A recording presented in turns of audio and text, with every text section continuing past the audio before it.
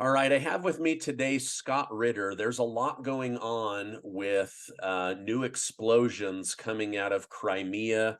It's being called a terrorist attack. It's shut down the Crimean bridge.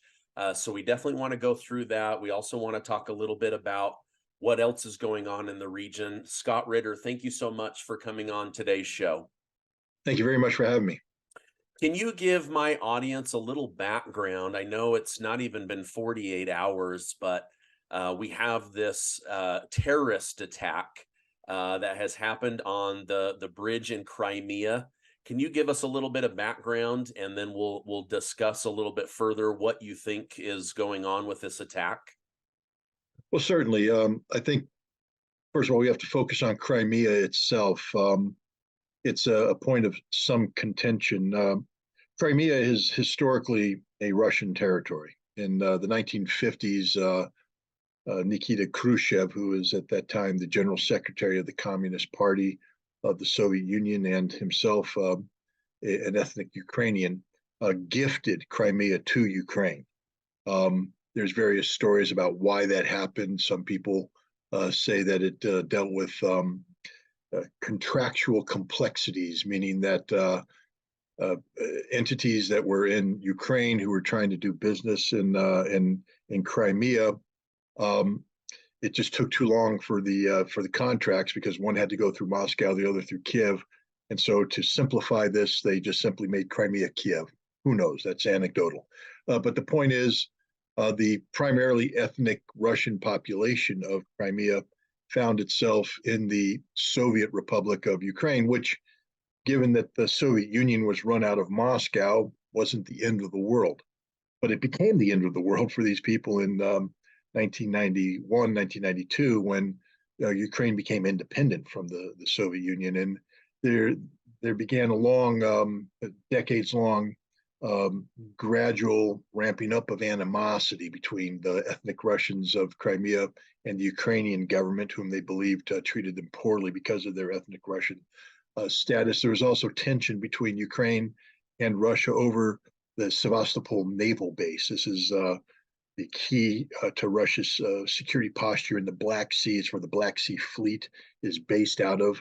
Um, and so Russia, signed a leasing agreement with the Ukrainian government to keep the Russian fleet there and the Russian service members there.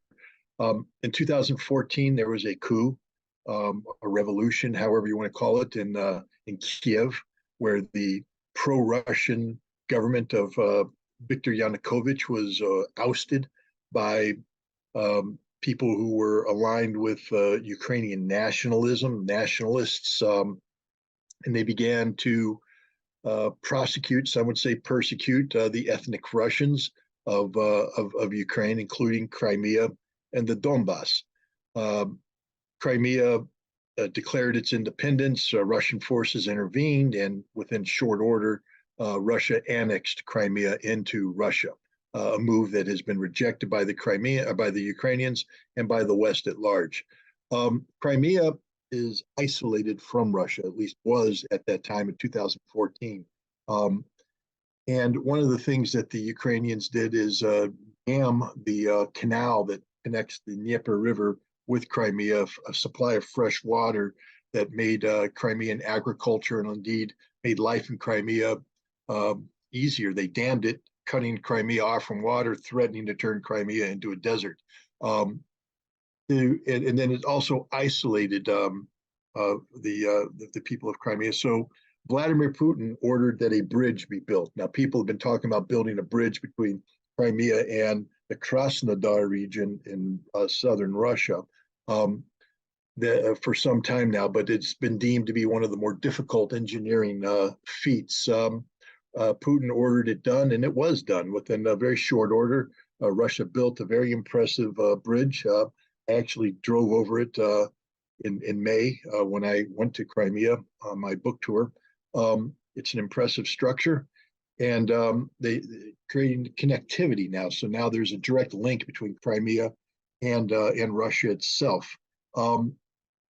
This has been a sore point for the Ukrainians, made even more so after February of 2022, when Russia began its special military operation. Um, One of the Ukrainian goals have been in this conflict is to evict Russia from the territories that it has occupied, both in the Donbass but also Crimea. Um, the Ukrainians view the bridge as a legitimate military target, a strategic line of communication. Indeed, Russia does transit military equipment over this bridge. So, under the law of war, it's a legitimate military target. Ukraine has struck it twice. Now, the first time they struck it using the tools of terrorism. So one could have called this a terrorist attack. A car bomb driven by a civilian, witting or unwittingly, went off on the bridge. That is a terrorist act. There's no ifs, ands, or buts about that. But this current act appears to be an act of done by the Ukrainian military, or at least special services, using a weapon that people can recognize as being military in nature. Um, Russia has called this a terrorist act. The reason why is that Russia is not at war with Ukraine, and Ukraine has not declared war against Russia. People need to understand that. There's fighting going on, but from a legal structural standpoint, Russia is not at war with Ukraine. And so, from the Russian perspective, this bridge, which connects Krasnodar region of Russia, which is a peaceful region, no martial law declared, part of Russia, with Crimea, is a civilian structure, and it was struck.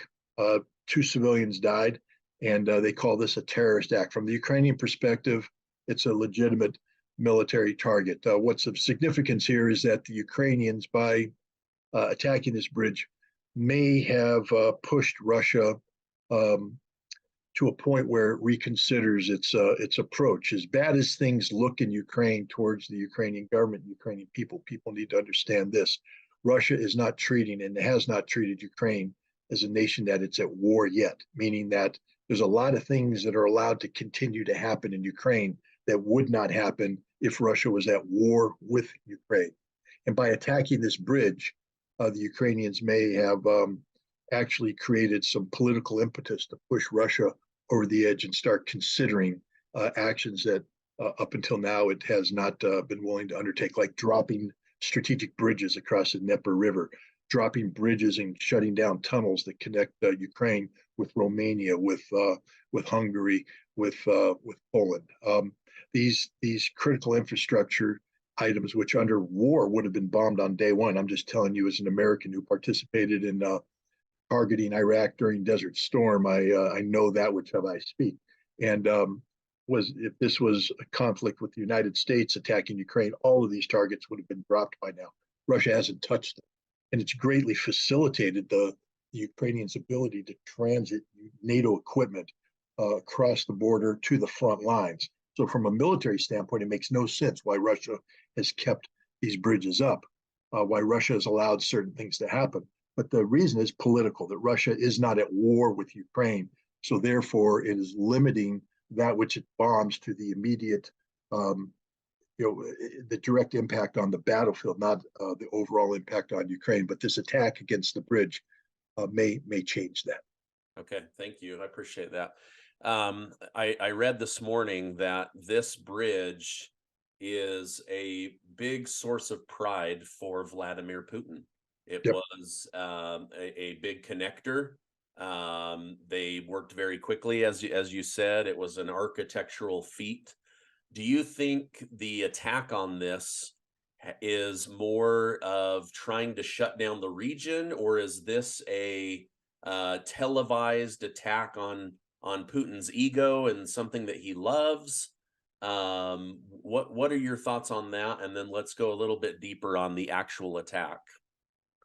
I think it's both. I think that the Ukrainians are right now they have a counteroffensive that's not achieving its objectives. One of the purposes of the counteroffensive is to drive and disconnect the land bridge that's been created. Remember, this bridge, the Kerch Bridge, the Crimea Bridge, connects Crimea with southern Russia, with the Krasnodar region. And that was necessary because prior to the 2022 special military operation, there was no land bridge.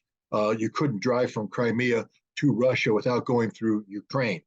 but because of the military operation, because of the annexation of Kherson and Zaporizhia, there's now a land bridge that connects Crimea with Russia. And so one of the goals of the Ukrainians in their counteroffensive was to sever this land bridge, either directly by punching through the Russian defenses and making physical contact with the Sea of Azov, or through fire by bringing the Ukrainian forces close enough to the highway that connects Crimea through Melitopol, Mariupol, and Russia, and put that under artillery fire. So you sever this line of communication.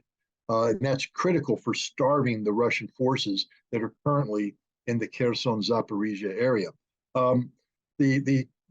The supplies that Russia brings for these forces comes from the land bridge, but also across the bridge, the Crimea bridge. And so you have a counteroffensive that hasn't succeeded in cutting the land bridge. So the feeling is if you could blow the real bridge, the Crimea bridge, you could begin the process of starving the Russians of the support that's necessary to continue the defense and enable the Ukrainians to launch through. So there's a legitimate military reasoning behind this. But as you also pointed out, this is one of Vladimir Putin's flagship projects. This was a very important project for him. It helped convince the people of Crimea that Russia wouldn't abandon them, and it helped the people of Russia to understand the risks, political risks that Putin took in bringing Crimea into the fold. While emotionally many Russians agree that Crimea is Russia and is forever Russia, the ramifications of absorbing Crimea, because remember, for 2 decades it had been under the rule of the Ukrainian government. The infrastructure had collapsed. It was not up to Russian standards, and by bringing in Crimea without a plan, there was no plan for this. It literally the coup took place in February, and by March the nationalists were threatening Ukraine, and by April Russia had taken Crimea, and by April Russia had taken it. And so now Russia has absorbed this territory with no plan. How do we proceed from here? They were thinking, how do we afford this? Where's the budget going to come from to bring Crimea up to Russian standards, which is an obligation now that it's part of Russia? And Putin was able to go around Russia and get different districts to adopt certain parts of Crimea and say, this is our responsibility. And so they would take their part of their budget and donate it to Crimea. So that was one thing. But in order to make that viable, you still needed to have, the economic connectivity. And that's what the bridge did. Putin, by building this bridge, sent a signal that he is committed to making Crimea part of Russia, that Russia should be committed. It was a bridge that united Russia with Crimea, and Vladimir Putin has his name written all over it. So, yeah, by attacking this is putting a thumb in the eye of Vladimir Putin and his project. So I think Ukrainians are accomplishing both objectives by attacking this bridge, and that's why the Russian response is going to be of an order of magnitude greater than it would be normally, because there's not just the military aspect of this attack, but there's the political aspect as well. Okay. And just to be clear, it looks like this looks like something out of a Mission Impossible movie, but basically they took a remote controlled jet ski loaded with explosives and ran it into the bridge at about 3 a.m. Russian time. Is that your understanding? Hey there, it's Stephen Gardner. I'm so sorry to interrupt this important interview, but if you have a mortgage, I want to tell you there's a better way to pay that house off in 7 years or less. You need to meet with one of my coaches over at Replace Your Mortgage, where they will show you how to pay that house off in 7 years or less using the same income you have right now. We all know that for most people, buying a house is their biggest investment, yet banking products are systematically designed to make banks wealthy. I want to help you be wealthy and get debt-free even faster. So I'll leave a link down below. For that, go check it out. Okay, let's get back to this interview. Well, I don't know if they've actually identified. I mean, that's a weapon they've used in the past. Okay. But another weapon that they're talking about is a Remus 600 or something of that nature, which is an underwater drone. that has some explosive capabilities. It could be a demining drone that you use to take in and you find a mine and you blow it up. And it was packed with even additional explosives, and that this was used. And what's interesting, if you use the Remus, because of its limited range, the Ukrainians would have had to have a commando team on board one of these ships that leaves Odessa with the grain. And that ship goes through what they call the Green Corridor, which is a safe corridor that the Russian Navy has stayed out of. And while it's going through the Green Corridor, the commandos would have gotten off the boat with this drone and then infiltrated closer to the bridge. The commandos would have been physically close enough to guide the drone to the bridge. So it's more like Mission Impossible than you could possibly think of. And that's it. But that's another reason why the Russian response will be the way it is, because from the Russians, this isn't just an attack, it's a betrayal. It shows that the Ukrainians have never operated in good faith about the grain deal, that the grain deal is always about empowering Ukraine to do things that otherwise wouldn't be permitted. And that's why I think you're seeing the harsh response by Russia over Odessa that we saw last night. Yeah, let's talk about that. So people are saying Putin's not wasting any time getting revenge. He's already hit the port city of Odessa with a massive missile strike. Do you see that as the end of it, or do you think that was just already a planned attack, or is something bigger coming as far as a revenge attack for the explosion of this key piece of infrastructure, this bridge? I think the Russians had a package already prepared. Look how quickly this was done. Yeah. So the Russians had a prepared package. They had systems identified. They had the targets identified. It was all wired in. So basically, the Russian leadership picked up the phone and said, fire Alpha Bravo 1001, a pre-planned fire mission against pre-designated targets. The question now becomes, why did Russia wait so long to do this? I mean, if these were targets that were known, why weren't they struck before? Why hadn't Russia taken these targets out prior to this? And the answer is that Russia was trying to operate in good faith about the grain deal, that they had basically said that Odessa is going to be fundamentally off limits, and Russia was living up to its obligation.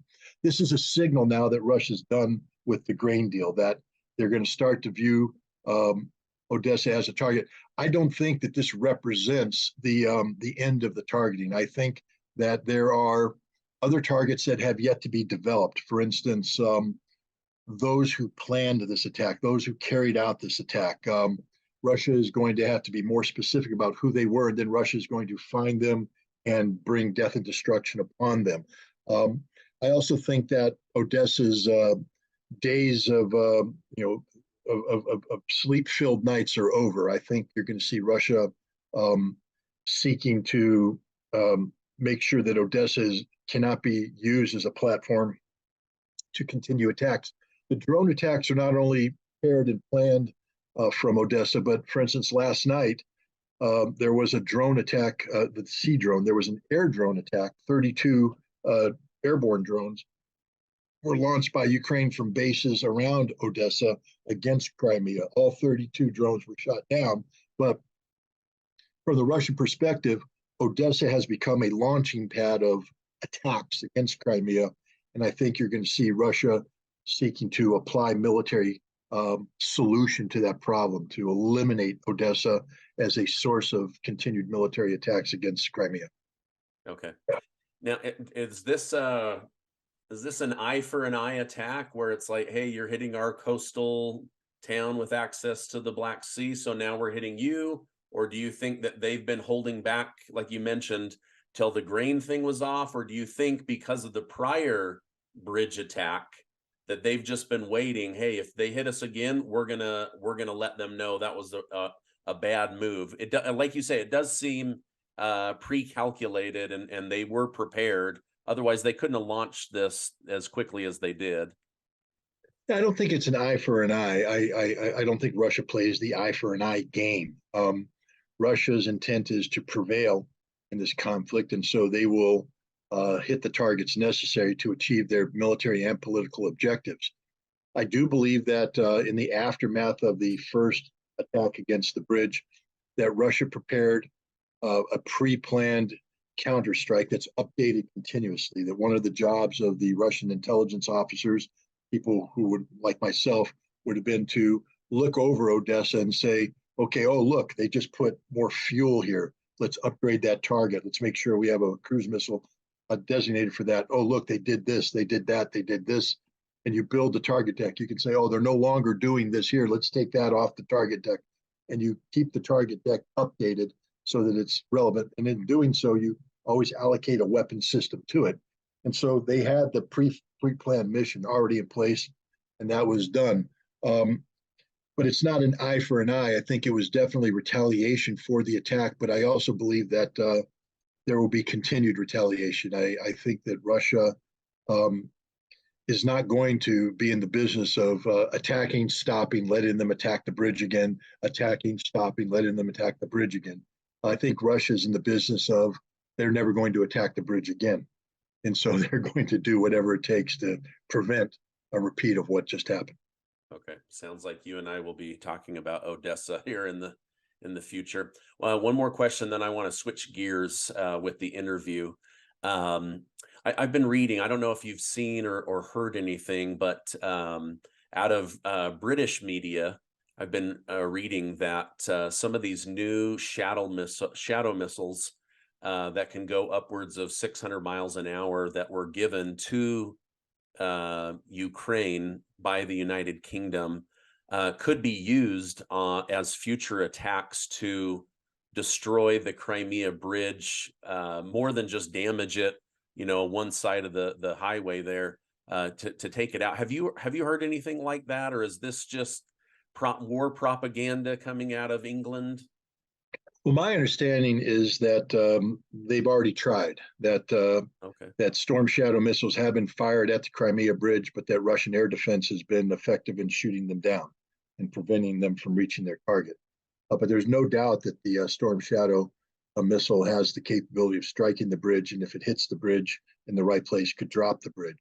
So I think you're going to see the Ukrainians attempt to launch these missiles against the bridge in the future. They're going to, I think it's a strategic goal and objective of Ukraine to drop the Crimea bridge, and they're going to continue to do so long as this conflict is ongoing. As you said, I think you and I are going to be talking about this for some time yet. This is not the final chapter in this saga.